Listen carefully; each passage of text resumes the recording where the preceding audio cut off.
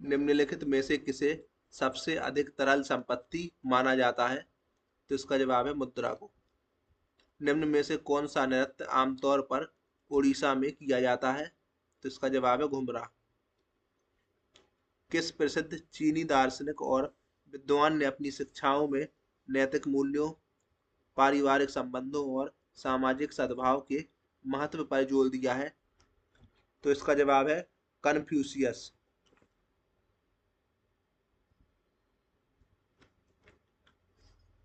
निम्नलिखित में से कौन उदारीकरण की प्रमुख विशेषता नहीं है? तो इसका जवाब है सार्वजनिक क्षेत्र के उपक्रमों के इक्विटी शेयरों का हिस्सा जनता को बेचना। बाकी उदारीकरण की जो विशेषताएं हैं वो है कीमतों के निर्धारण की स्वायत्तता, औद्योगिक लाइसेंसिंग को समाप्त करना और लघु उद्योग के लिए माल का अनावरण। किस ज्वार भाटा की ऊंचाई में भिन्नता होती है? तो इसका जवाब है मिश्रित ज्वार भाटा में।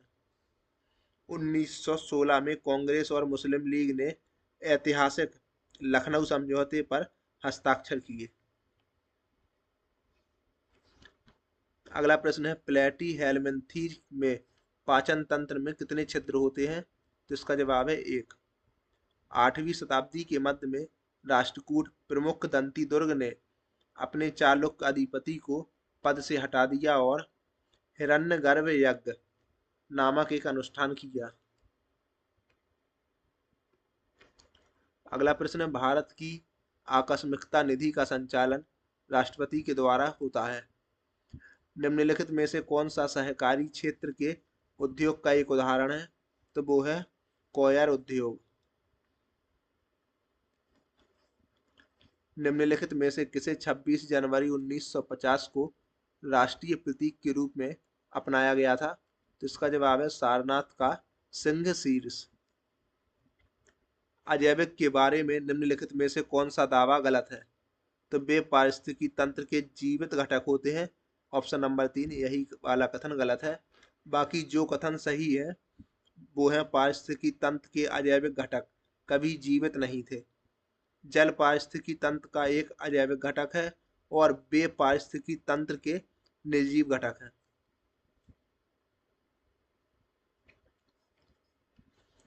हड़प्पा सभ्यता के दौरान कांस्य की मूर्तियां बनाने के लिए किस विधि का उपयोग किया जाता था? तो इसका जवाब है पिघली हुई मोम की ढलाई। पंडित एस बालिश भजंत्री एक शहनाई कलाकार हैं। भारत के राष्ट्रपति के चुनाव में विवाद याचिका निम्नलिखित में से किसमें दायर की जा सकती है? तो केवल भारत के सर्वोच्च न्यायालय में। संपूर्ण ग्रामीण रोजगार योजना कब शुरू की गई थी? तो इसका जवाब है वर्ष 2001 में। राउरकेला इस्पात संयंत्र जर्मनी के सहयोग से विकसित किया गया था। My country my life Bharat की निम्नलिखित में से किस पूर्व उप प्रधानमंत्री की आत्मकथा है? तो यह है लाल कृष्ण आडवाणी की। कबाड़ी अट्टम भारत के निम्नलिखित में से किस राज्य का एक प्रमुख लोक नृत्य है? तो यह है तमिलनाडु का। और मुगल अभिलेखों के अनुसार अकबर के शासनकाल के दौरान 5000 जात रैंक वाले 29 मनसबदार थे। डैश को किसी देश में उत्पादित अंतिम वस्तुओं और सेवाओं के मूल्य के रूप में जाना जाता है? तो यह राष्ट्रीय आय। ब्रिटिश युग के दौरान भारतीय अर्थव्यवस्था को इसके कच्चे माल के स्रोत के रूप में जाना जाता था। द्वितीय प्रशासनिक सुधार आयोग की कौन सी रिपोर्ट पंचायती राज की सिफारिशों से संबंधित है? तो इसका जवाब है 6वीं रिपोर्ट। हम्पी के विट्ठल मंदिर में 56 स्तंभ हैं जो कि संगीत स्वर उत्पन्न करते हैं। Option number 2। किस भौतिक विज्ञानी को विकिरण परिघटना में व्यापक शोध और पोलोनियम और रेडियम की खोज के लिए जाना जाता है? तो इसका जवाब है मैडम क्यूरी या मैरी क्यूरी। निम्नलिखित में से कौन सा सामाजिक और आर्थिक लोकतंत्र के आदर्शों को बढ़ावा देने के लिए है? तो राज्य के नीति निर्देशक तत्व या सिद्धांत। पद्म भूषण पुरस्कार से सम्मानित कुमारी कमला प्रसिद्ध नृत्यांगना है। तो यह है भरतनाट्यम की। किस घटना के बाद महात्मा गांधी ने असहयोग आंदोलन वापस लिया? तो 1922 में चौरी चौरा हत्याकांड के बाद। भारत में 1991 के आर्थिक सुधारों के समय वित्त मंत्री कौन थे? तो इसका जवाब है डॉक्टर मनमोहन सिंह। प्रारंभिक वैदिक समाज में परिवार की मुखिया को किस नाम से जाना जाता था? तो इसका जवाब है कुलपा। निम्नलिखित में से कौन सा भोजन का एक मुख्य अकार्बनिक स्रोत है? तो इसका जवाब है जल। बास्केटबॉल के संबंध में निम्नलिखित में से कौन सा कथन है जो कि सही है? तो प्रत्येक टीम 12 खिलाड़ियों से बनी होती है, जिसमें किसी भी समय केवल 5 को ही कोर्ट में जाने की अनुमति होती है। Option number 3।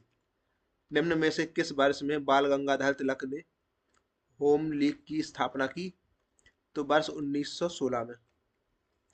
1955 में गणतंत्र दिवस परेड दिल्ली में निम्नलिखित में से किस स्थान पर आयोजित की गई थी? तो इसका जवाब है राजपथ पर।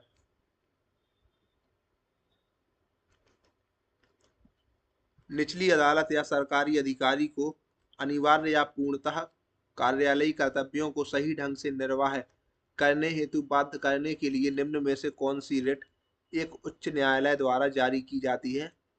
तो इसका जवाब है परमादेश। निम्नलिखित में से किसने तानसेन को मियाँ की उपाधि दी थी? तो इसका जवाब है अकबर ने। हरिकेन के बारे में निम्न में से कौन सा कथन है जो कि सही है? तो इसका जवाब है अटलांटिक से संबंधित है। कॉलेजियम प्रणाली के संबंध में कौन सा कथन गलत है? तो यह प्रणाली वर्ष 2007 से शुरू हुई, ये वाला कथन है जो कि गलत है। बाकी इसमें मुख्य न्यायाधीश और सर्वोच्च न्यायालय के 4 वरिष्ठ न्यायाधीश शामिल होते हैं। इस प्रणाली को सर्वोच्च न्यायालय के फैसले के माध्यम से विकसित किया गया था। यह न्यायाधीशों की नियुक्ति और स्थानांतरण की अनुशंसा करता है। स्वर्ण सिंह समिति के सुझावों पर आधारित भारतीय संविधान में निम्न में से क्या जोड़ा गया? तो मौलिक कर्तव्य। कौन सा संगठन राष्ट्रीय प्रतिदर्श सर्वेक्षण कार्यालय एनएसएसओ और अन्य स्रोतों से एकत्रित आंकड़ों के आधार पर भारत में आधिकारिक निर्धनता आकलन जारी करता है? तो इसका जवाब है नीति आयोग।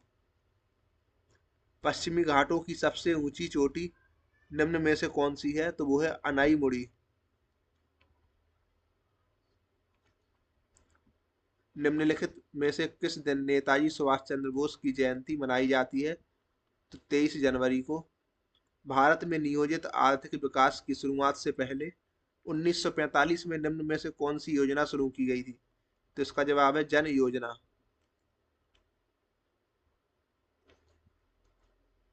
खो खो मैदान की माप कितनी होनी चाहिए? तो 27 गुणा 16 मीटर। फर्मों को स्वायत्तता प्रदान करने के लिए कुछ सार्वजनिक क्षेत्र की इकाइयों को विशेष दर्जा दिया गया। निम्नलिखित में से कौन सा उनमें से एक दर्जा नहीं था? तो वो है देवरत्न का। बाकी महारत्न, नवरत्न और मिनी रत्न ये तीनों हैं। निम्न में से किसने कामायनी की रचना की? तो इसका जवाब है जयशंकर प्रसाद ने। क्षमादान देने, सजा में राहत देने, स्थगन देने या छूट देने की शक्ति किसके पास होती है? तो इसका जवाब है राष्ट्रपति के पास। निम्नलिखित में से कौन संसद की संयुक्त बैठक की अध्यक्षता करता है? तो इसका जवाब है लोकसभा अध्यक्ष। पाल वंश के धर्मपाल को निम्नलिखित में से किस राष्ट्रकूट शासक ने पराजित किया था? तो इसका जवाब है ध्रुव ने। राग दरबारी के लेखक कौन है? तो श्रीलाल शुक्ल। अमरावती स्तूप निम्न में से किस राज्य में स्थित है? तो यह है आंध्र प्रदेश में। लॉर्ड कर्जन वायसराय के रूप में किस वर्ष भारत में आया था? तो ये आया था वर्ष 1899 में। शिक्षा के क्षेत्र में एक योजना समग्र शिक्षा, केवल सर्व शिक्षा अभियान, राष्ट्रीय माध्यमिक शिक्षा अभियान और शिक्षक शिक्षा से संबंधित पहले की योजनाओं को समाहित करता है। तो ऑप्शन नंबर 1। भारत का पहला महिला संगठन भारत स्त्री महामंडल की स्थापना सरला देवी चौधरानी के द्वारा की गई थी।